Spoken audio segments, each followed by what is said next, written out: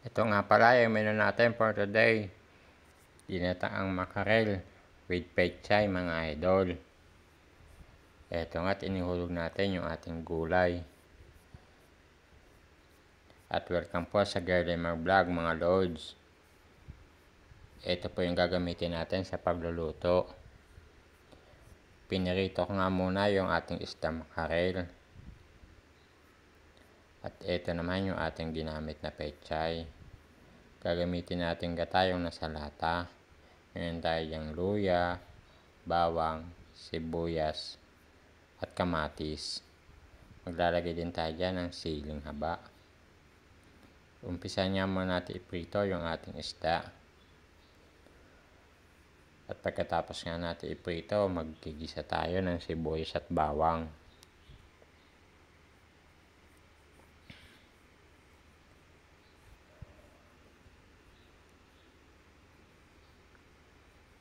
Ito na rin ang ginamit nating kawali at saka yung pinagprituan ng isda. Nagisa na tayo dyan ng luya. Isunod natin yung bawang, sibuyas. Isunod na din natin yung kamatis. Halo-halo lang natin hanggang sa maluto.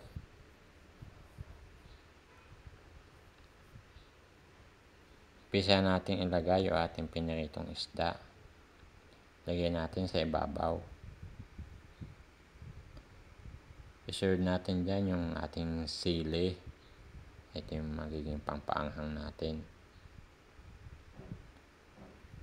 Pagkatapos nga niya, maglagay tayo ng konting asin. Maglagay tayo ng gata. Ito yung ginamit natin gata, yung nasa lata. Bali, itong ginamit ko yung unang gata lang. At ito na, kumukulo na agad. Ayusin natin para hindi madurog.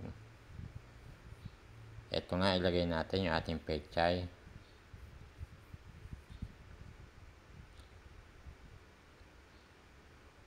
Ilagay natin ng konti sa ibabaw.